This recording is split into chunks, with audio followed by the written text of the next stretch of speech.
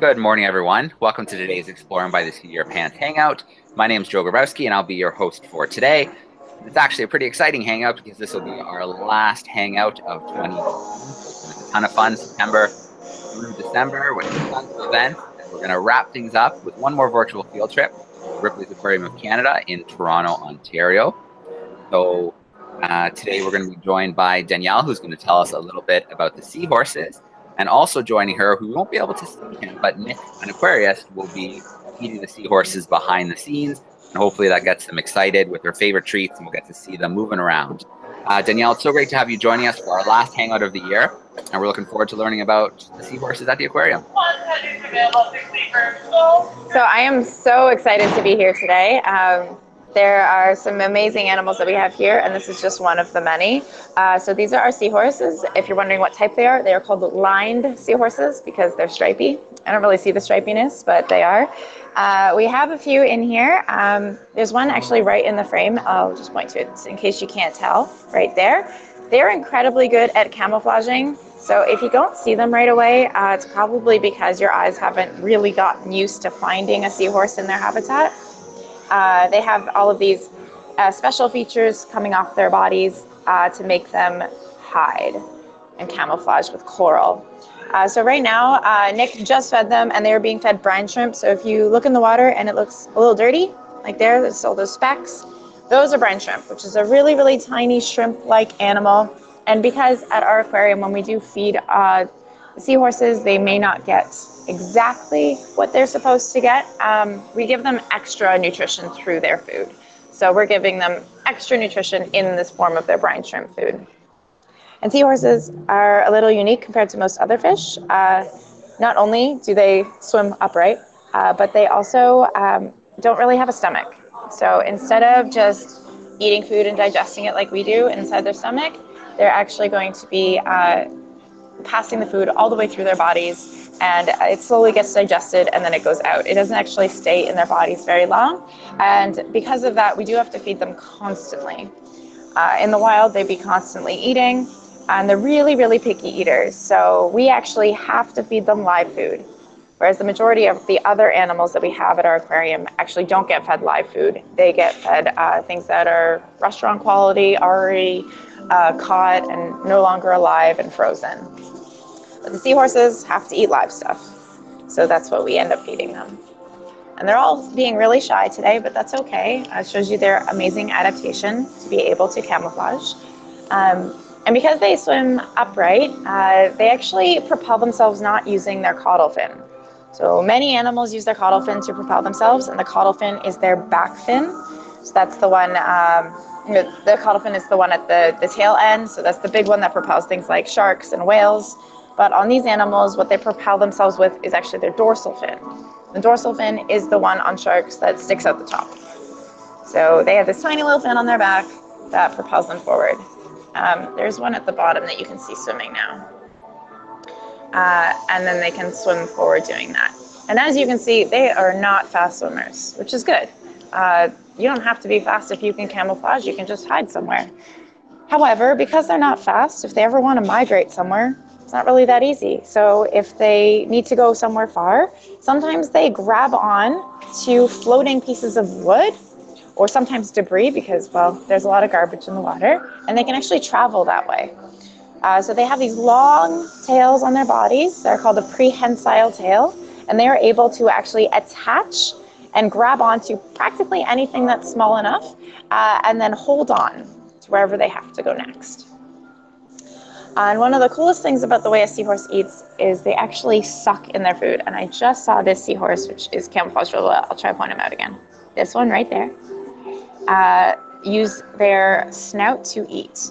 And the way they eat is kind of like the way that you would use a straw. So they actually suck their food in. So their food actually has to be smaller than their mouth is because they can't cut it at all. And they will slurp the food in, and they can slurp it in from about 3 centimeters away from their body. So they have a pretty powerful sucking action that they can use to get their food in. And you can definitely see this seahorse is very excited about their food, looking around at all angles. To be honest, usually they are staying quite still in our habitats, and you only see them to move and look around during their feeding times. But that one is definitely very excited. These seahorses, the habitat we have is not the easiest to tell how large a seahorse is because it sticks out and the magnification on it just makes it a little bit difficult to tell how big they are. But our seahorses are somewhere around 15 centimeters big, so they're about halfway in between the biggest and the smallest seahorse. So the largest seahorse in the world is about 30 centimeters if you stretch them all the way out and uncurl their tail. And the smallest one is actually about 2 centimeters, or just under that, actually. And the smallest one is called a dwarf seahorse, and they are super cute. But obviously, as they are smaller, they are very easily predated. So practically anything can eat a seahorse, but usually nothing wants to because they have body armor. And I'm going to show you that in a sec. So right over here, we have some skeletons of seahorses. So these animals are no longer alive, but you can see what their bodies look like, and that's their skeleton. So instead of having scales, they actually have body armor instead. So they're actually the toughest meat to eat out there. So very few predators like to have them. And the few that do try think it's too much effort to digest and don't try again. So it's a really good adaptation for them to survive, which is in addition to their camouflage. Now, I'm sure this is what you've all been waiting for today, is for me to tell you how they make babies, because that is apparently the coolest thing about a seahorse. They are a little bit different than most of the other animals that you already know and love, because seahorses, the males are the ones that actually give birth to the babies instead of the females. So the easiest way to tell a seahorse apart by gender is that the females actually have a little bit of extra on their belly sticking out, and that's what they use to give the males their eggs. And when they give the males their eggs, the male will fertilize them internally and then pop those babies out. And that's about over 100 to 1,000 babies. So there are a lot that come out. And yeah, a lot of them probably don't survive because they're small and they have to find food. But that's why they have so many. And seahorses are also a monogamous animal. And that means that the two seahorses, once they find a seahorse that they're happy to spend their lives with, they stay with them their whole lives. So it's like getting married forever. And that is amazing and sweet and is not true for most animals out there. And they actually renew their relationship every morning by dancing. And I really mean dancing. They actually get up in the middle and then they will swim around, interlocking their tails and bobbing next to each other. So it is like a dance. And yes, our seahorses do happen to reproduce at our aquarium.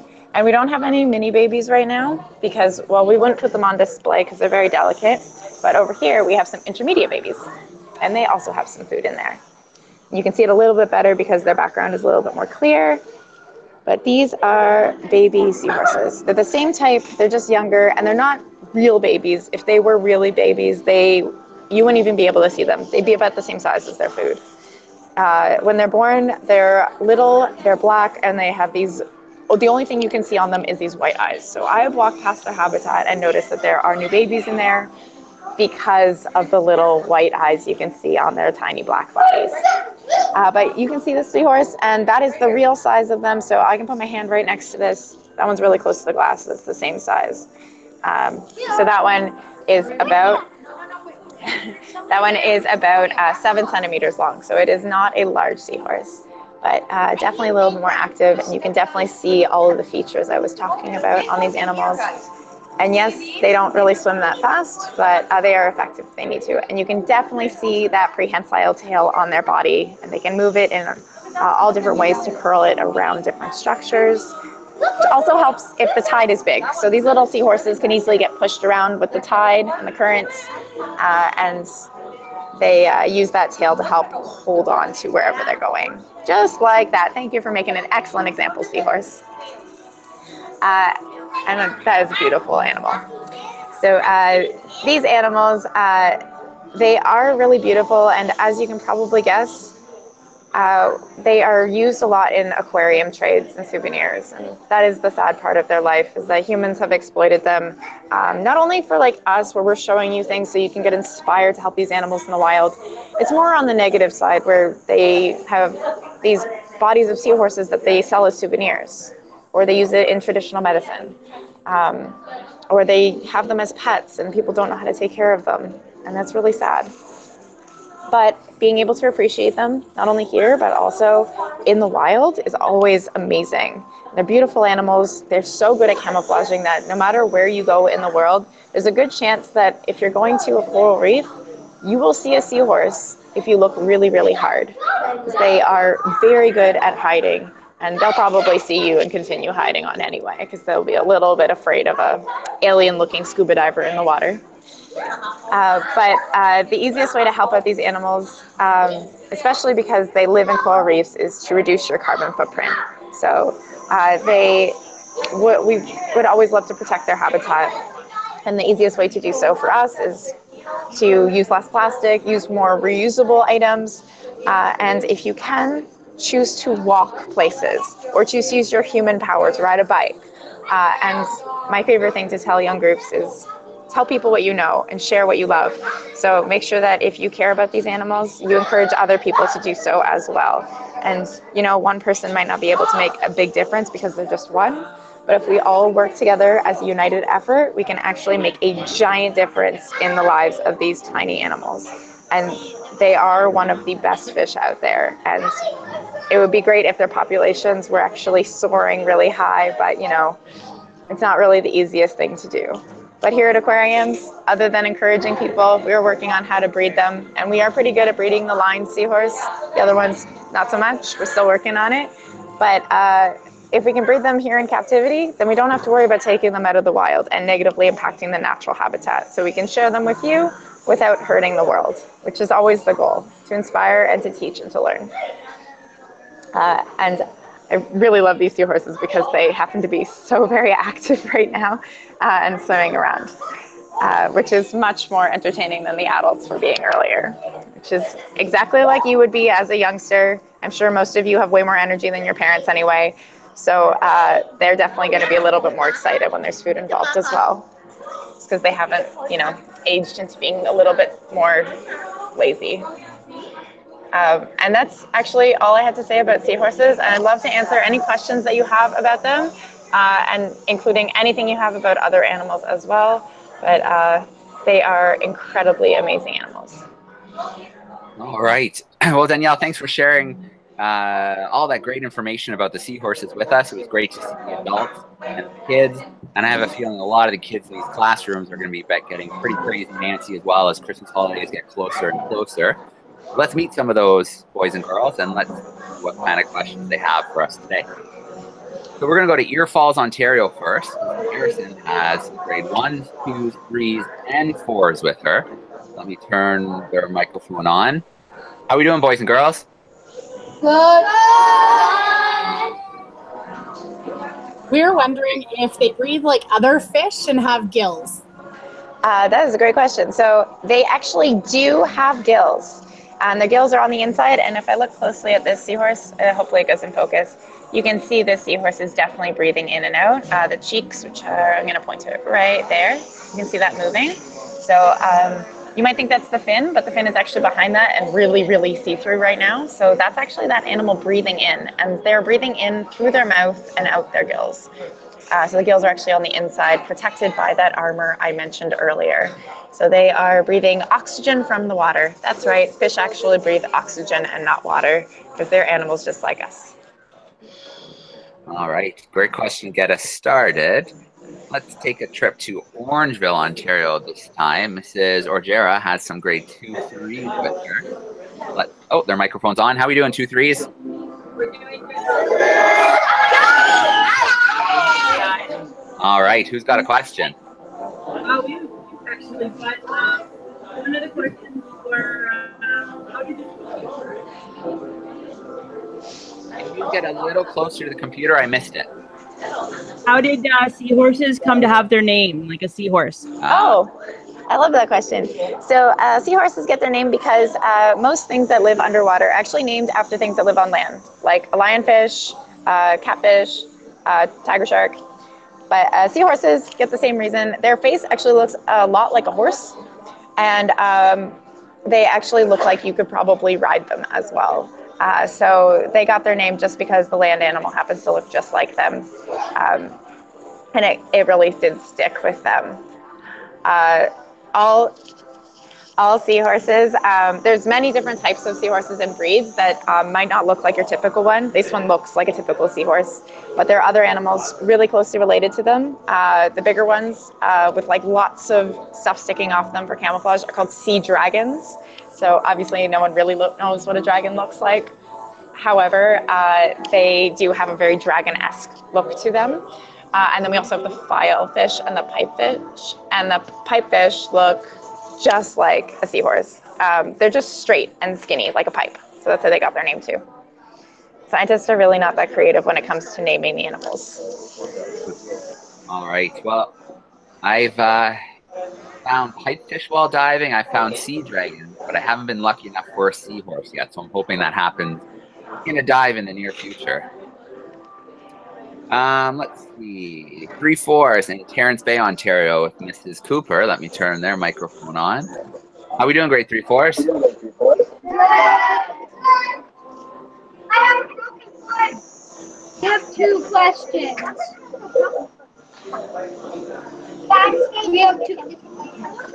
What colors do they come in, and are they smart? What colors do they come in, and what are they smart? So I'll answer your first one first. Seahorses come in every imaginable color you can possibly think of. And the other cool thing is they can actually change their color. So not only can they change their color to camouflage, they can also change their color to attract mates and to share with mates when they're ready to have babies. But they don't change as drastically as like an octopus does, but they can definitely change their coloration. And that's one of the main reasons that people thought there were so many more species of seahorses than there actually are. So they had to redefine how to identify seahorses, and they do a lot more genetic coding now. The other question is, are they smart? And that's actually a rigged question because not everything can be gauged as the same type of smartness. So for example, I might be really good at telling you about underwater animals. However, I'm very bad at history. And that you might think, oh, I'm not so smart in history. But in general, I wouldn't consider myself not that smart. So it depends on what you're asking. And when it comes to fish, all fish are actually a little bit smarter than all humans in one section. They can reason in a 3D habitat. So you and myself, we all live in a 2D habitat. And you might think I am a 3D person. And that's true. But you don't fly. We all walk. So we reason in a 2D habitat, and all fish, because they live in water and they can move in all different directions, they actually reason in a 3D habitat. And they can actually see where stuff is around their bodies because that's what they're used to. So these seahorses can actually sense the food around their body. You do have an extra sense to do so. It's called the lateral line. But they are amazing at reasoning in 3D habitat. And there are some animals that in our aquarium that are good at like solving puzzles and recognizing patterns, and seahorses are not as good at that. And they definitely won't be able to recognize me every time I walk past, but they are able to migrate by hanging off of stuff. So that, I think, in itself is a pretty smart adaptation for these animals to have. All right, an excellent point that everybody can't be good at everything. Let's see. Mr. Bernie's got a group of grade 3-4s with him in Aurelia, Ontario. Let's get their microphone on. How are you doing, 3-4s?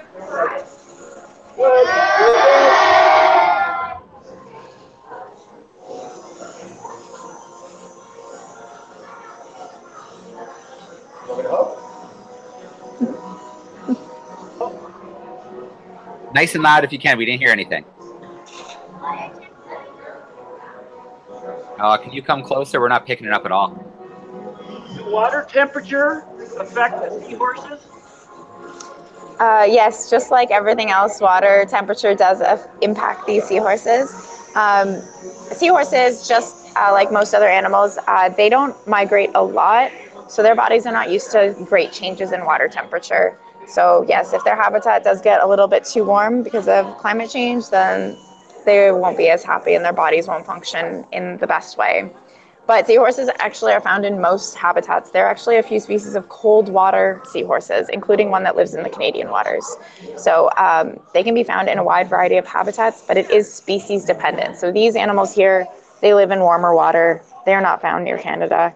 So they are able to easily live in this warmer temperature of water.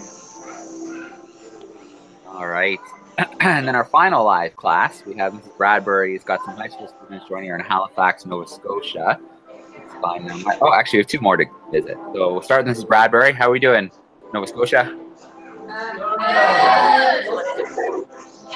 All right. Who's got a question? Nice and loud. Are seahorses endangered? Are seahorses endangered? It depends on the species that you're looking at.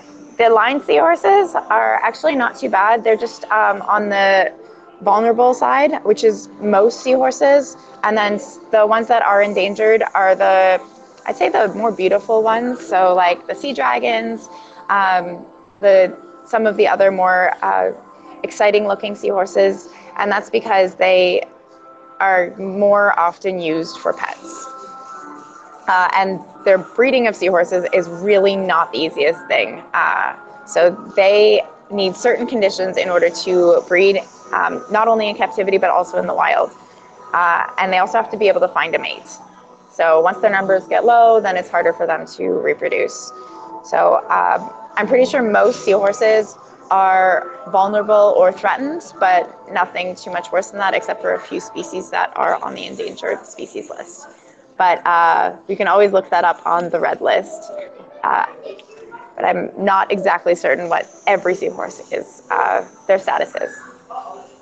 Okay, we're going to visit Mrs. Samuel's class now. They're grade 6 students who are joining us in Ottawa. Oh no, our announcements just started, so you're not going to be able to hear anything from us. Okay. Sorry. That's okay. How long do you think they'll be? I can come back. Yeah, I want to come back in maybe 1 minute. Oh, Canada's just on. Okay, I'll come back in a minute. Okay.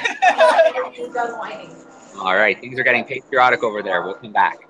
Let's swing back to Mrs. Harrison's class and see if they have another question. What are seahorses' favorite food? A seahorse's favorite food is actually what they're eating right now. This is called brine shrimp. So the little white bits that you see floating around in the back or in the foreground, that is what they're eating right now. It's really, really hard to see. It just looks like dust in the water. But those are tiny, tiny shrimp-like animals called brine shrimp. And we actually breed them up here at the aquarium, and then we give them extra food so that the brine shrimp are healthy for the animals. The seahorses don't only eat that, they also eat mysis shrimp, which is just a slightly larger shrimp that we don't breed on site, but we have it in the back living that we feed to them as well. All right, let's move back to Orangeville, visit Mrs. Rogero's group again, see if they have another question. Oh, sorry.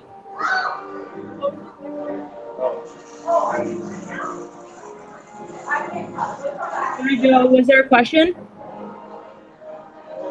Oh. Can you hear me?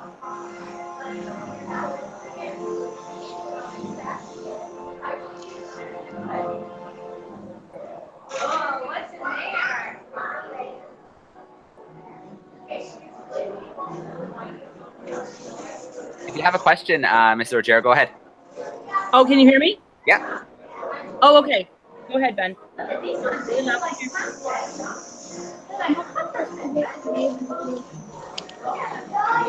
amplify? Did you get that? No, we didn't hear. How much do seahorses weigh when they're fully grown? How much do seahorses weigh when they're fully grown? Did I get it right? Seahorses are a light animal, so they probably won't weigh anywhere more than a few grams, actually. So I've never picked up a seahorse, so I have no idea how much it weighs. But I'm fairly certain it probably will weigh less than like 20 grams. They're not a heavy animal. They're small. They have light skeletons for easy mobility. The only heavy part of their body is that body armor I mentioned earlier. So they won't be weighing a pound. They'll be really light animals. All right, and this is Samuel's class. It looks like you might be ready now. Yeah. How many types of seahorses are there? And how long do most seahorses live? There are about 50 different types of seahorses in the world. And that number used to be around 200, but they recounted.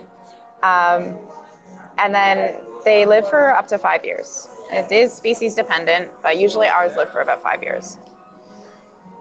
All right. Mrs. Cooper, your microphone's on again if you have another question.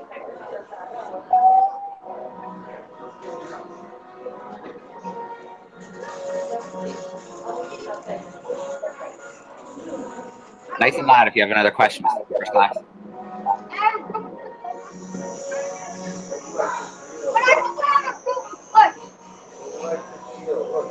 Can you try that again? Get nice and close to the mic.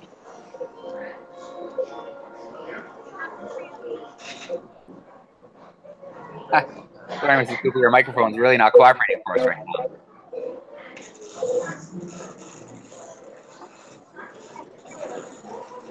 Huh.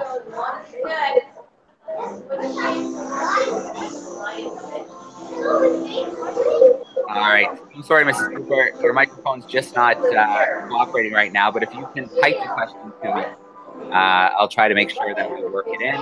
Let's go back to Mr. Bernie's group, see if they have another question. Do seahorses sleep? If so, how can Okay, Danielle, that was about seahorses sleeping, and if so, how can you tell? Oh, perfect. Seahorses actually don't sleep like most animals that live underwater. There's a really good definition of how animals sleep, but it's only really good for mammals, and that's what we are. And that's because we are mammals, and it's easy for us to define what we already do. But most other animals can't really sleep because they can never trust anyone else they live with to look out for predators, get food for them, and to keep them safe while they sleep, which is one of the main reasons why having a home and feeling safe is so important for mammals and humans. So these animals, they don't sleep. They do have more of a restful life, so they actually don't move that much, as you saw with our adults. So they do conserve energy in a different way than we do. So they spend a lot of time just staying pretty still until there's food involved, then they'll move, and then they'll go back to hiding and staying still. All right, and we'll visit our class in Halifax one final time, see if they have a question for us. How are you? We would like to know how deep seahorses can be found in the ocean. How deep seahorses can be found? Well, that I actually have no idea the answer of, but I'm fairly certain that they won't be living too deep just because they happen to like to live near coral reefs and other photic animals like kelp. So they have to live in an area where those organisms can get sunlight so that they can survive. So I wouldn't expect to find a seahorse in the deep sea or anything too much deeper. And then the other reason is that their skeleton really isn't the best for going too deep in the water because they have that hard body armor. And the deeper you go with hard body structures, the harder it is to survive when the pressure changes happen. So I wouldn't expect them more than 30 feet deeper in the water, because that's about the depth that coral is found at least the coral that uses sunlight in order to grow. All right. Well, a couple of our classrooms have had to run to holiday celebrations. So, Danielle, I want to say a huge thank you for hanging out with us today and showing us horses. Had a ton of fun with the aquarium this year. We look forward to more hangouts in the new year.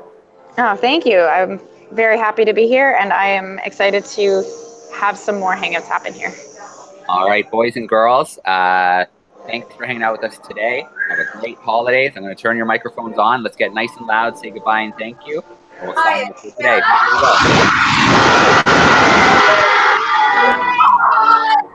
All right, once again, everyone, thank you so much, and we'll see you again in 2019. Thanks, Danielle. Thanks, everyone. Thank you, Joe.